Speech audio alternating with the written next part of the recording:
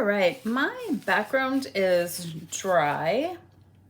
So I'm gonna start moving forward with some of my other elements. My next farthest element that's back is this tree. So I'm gonna go ahead and start the process of painting the tree. Also, I took out this building back here, and part of me is regretting it a little bit. So I think I'm trying to decide what's going to happen over here, but I'm going to try to be at peace with it right now. So sometimes you choose to do something and then you worry that it was the wrong choice. So I can always go back and paint some little trees way far in the distance if I decide later that it looks kind of iffy. So I am going to paint the tree the same way I painted the trees when we learned how to paint trees. Just acknowledging, remember that I'm going to skip some holes so that my sky that's behind that tree that I've already painted shows through. But I'm going to start with a golden color, kind of a golden green. And I'm looking at the photo as I go just to kind of get this idea that where is it lightest on the photograph, because that's what's going to help my painting look as just kind of realistic as possible later on, is if I'm kind of paying attention to where the light and the shadow changes the color in my reference photo so that I have that same sort of or similar sort of sensation in my painting as I go. So I've replicated some of those lighter areas there on my tree. Now I'm going to move into just something that's a little more green, hopefully. So mixing up kind of a middle green. So remember when we painted trees in class, we painted them from light, medium, and dark. And so I'm looking at both my color version and my black and white version to kind of replicate that. And I want to not let it dry, but I need for it to not be super wet as I move into this next phase either. Also knowing that I will come back and I will add a few more details at a certain, once some of this base tree color has dried. So out here on the very edges, it's kind of shaggy. Here's my roof of my building. So I'm gonna just kind of carefully go around that edge. And I can see a little bit that my yellow might have been a little too wet. So I'm just kind of carefully watching that as I paint, that I'm not going to take over all of the yellow. I'm just going to use my paintbrush out here at the edge to make this be like this raggedy speckled edge that the tree has. So I'm just trying to replicate that in my painting without, you know, making myself be completely crazy with trying to get that on there. You'll see too that I'm skipping spots. I want sky holes. That's an important part of a tree, feeling like a tree.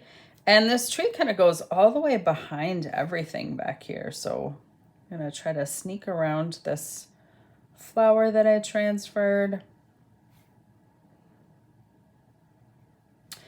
Now it's normal for, as you start these, to kind of be worried that you didn't pick a right picture or that it's a little hard for you. That's kind of a normal sensation. So don't give up. Keep painting and know that in the end it will all turn out fine. So my next step with this tree is to mix up a darker green so that I have a shadowy green. And this shadowy green is very, very dark. So I'm going to use a really dark green. I mixed some red into the green that was there. What else I notice about some of these shadowy areas is that is where the trunk of the tree kind of sticks out, or I can see it. I can try to paint that. I think I'm gonna try to use my paintbrush a little bit and draw a couple of those branches, just because I know that I don't want a lot of them, but I need just a couple to show. And I think, or I hope, that that will work as a solution, because it's really hard to paint very small branches inside a big tree like this. So I'm just kind of trying to create that illusion. And again, I'm working my way around these flower stems down here. And then that tree just kind of bumps all the way into the background back here. So I'm just gonna take some more of that dark green paint and keep painting. Also try not to cover up all of those sky holes, right? I want some of those sky holes to happen. I want this side of the tree is also like the darker side of the tree.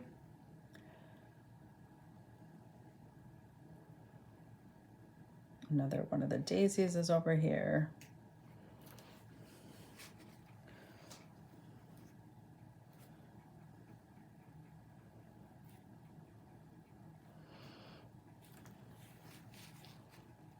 And now I can decide what I'm gonna do here. Like I took out that shed and maybe I decide I'm just gonna paint like little lump. They look like little shrubs. Just to give my background a little something else. So that was kind of a on the fly decision here. I can put a little bit more, just sprinkle some of my little bit lighter color in. And I'm gonna let this dry now because I can see that my paint is just starting to be too much and I'm losing some of the spaces that I had and it's getting a little puddly. So I'm gonna dry up some of the puddle just with my paper towel, because I know that's gonna leave some texture and it's gonna give me some highlights that I wouldn't have otherwise. So it's kind of softening some of that darker green. And I'm gonna give this tree a rest, even though I feel like I need to extend some of this dark over here. I have at the top of a pine tree back here and I think I want that. So I'm gonna go ahead and while this tree rests, I'm gonna paint my next tree in the back. So I'm just gonna add some of the golden warm yellow into the green.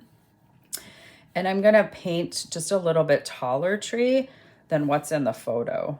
So I'm just gonna go ahead and like think back to the pine trees that we painted earlier in class. And I'm just gonna grab and put one in here, right? Maybe I give it a shorter buddy. Kind of went a little wide here as I got to my roof.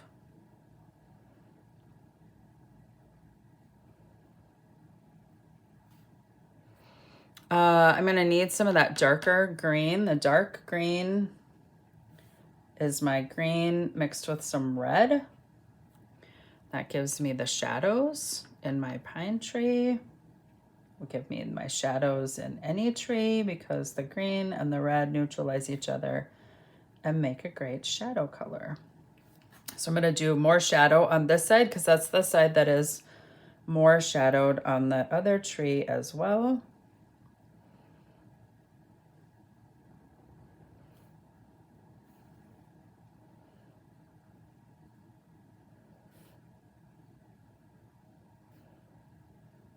And just kind of giving my landscape a little extra, like scraggly tree moment back there.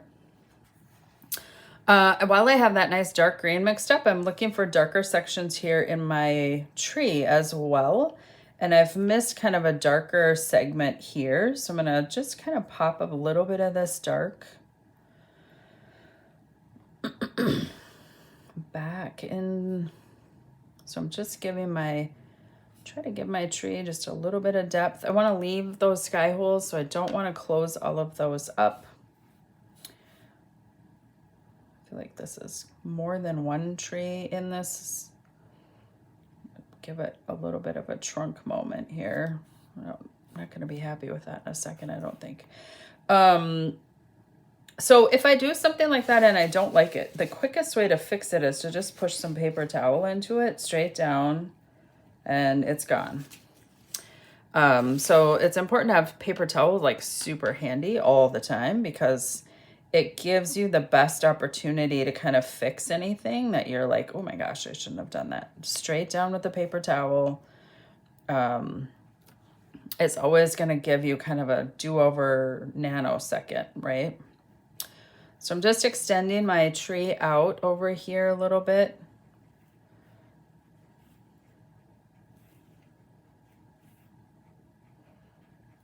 And this is background, so I'm not crazy worried about it being any more detailed than what it already is.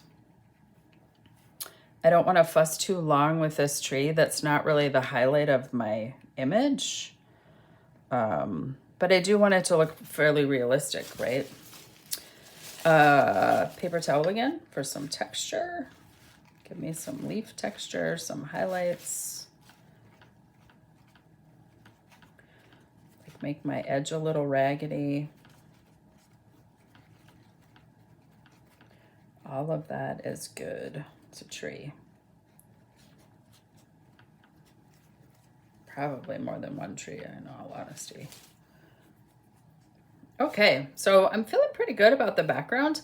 I think I'm going to actually. I like this little idea of like kind of some shrubbery. I'm gonna put some on the other side of my barn as well, as I'm liking the way that looks. So I'm just gonna go right against the edge of my barn here. And I'm just gonna wiggle this darker green in over here, just to give me some depth on my landscape. So I'm starting to feel fairly finished with my background space, which is going to be, like I said before, your first kind of painting moment is to kind of complete your background area. I don't know that I need anything else on this tree. I think it feels fairly realistic without feeling like overdone. I have some darks, I have some lights, I have the general sensation of this tree that's back there, like I said, without really like fussing over it too terribly much. So I think I might call that section finished. I'm gonna wait for this to dry, and my next step is my building. So just some reminders as you're working on this project that it's back to front. So you can see I'm gonna finish my background before moving forward into some of these other areas.